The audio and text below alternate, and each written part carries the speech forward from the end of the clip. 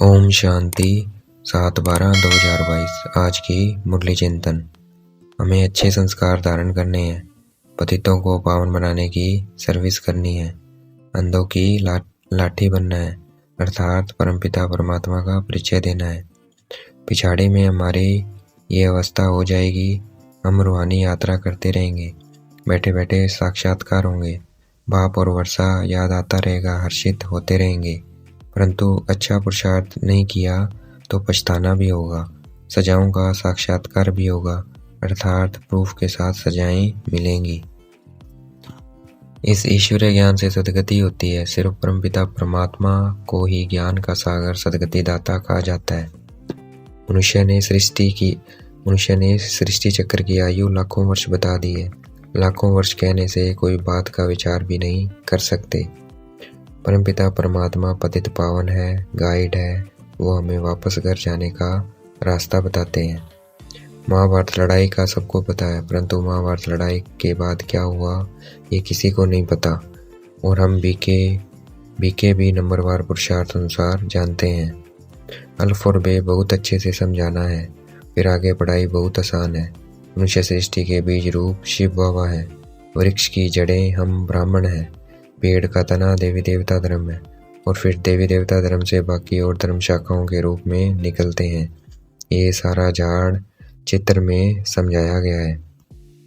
त्रिमूर्ति का चित्र भी बहुत मशहूर है। शिव परमात्मा तो इनसे भी ऊंचे हैं, परंतु मनुष्य शिव बाबा का नाम रूप देश काल कुछ भी नहीं जानते। बुरे संस्कार वाले अच्छे संस्कार वाले देवताओं के आगे जाकर उनकी महिमा गाते हैं। भारत पहले अच्छे संस्कार वाला था, अब बुरे संस्कार वाला है। मनुष्य को पता भी है विकार में जाना असुरी स्वभाव है, इसलिए सन्यासी घर बार छोड़कर भाग जाते हैं।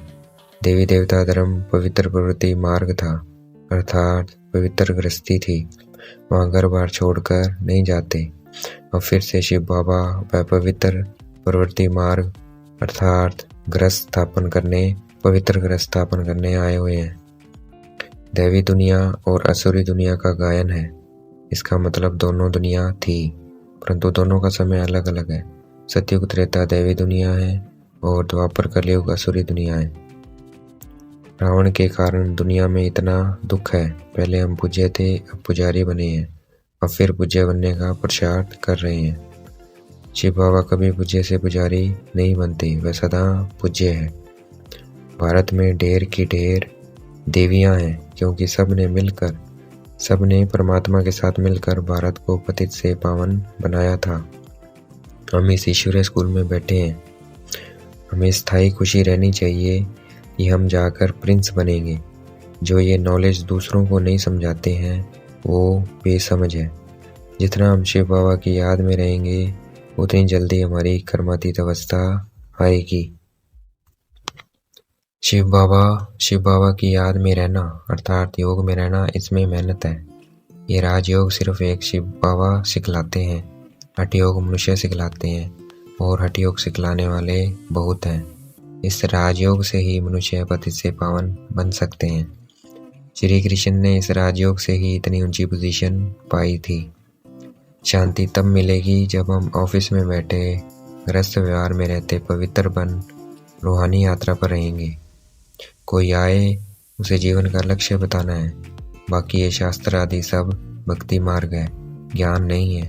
ज्ञान का सागर तो सिर्फ एक परमपिता परमात्मा है। ये ज्ञान वो ही समझेगा जो देवी देवता धर्म का होगा। हमें बाप से छुपाकर कोई भूल नहीं करनी है, नहीं तो बहुत कड़ी सजाएं मिलेंगी।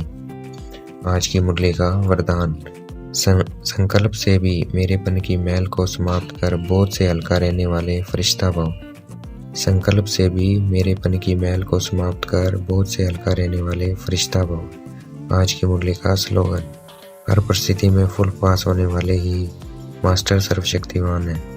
हर परिस्थिति में फुल पास होने वाले ही मास्टर सर्वशक्तिमान है। अच्छा, ओम शांति। शुक्रिया मीठे बाबा, शुक्रिया।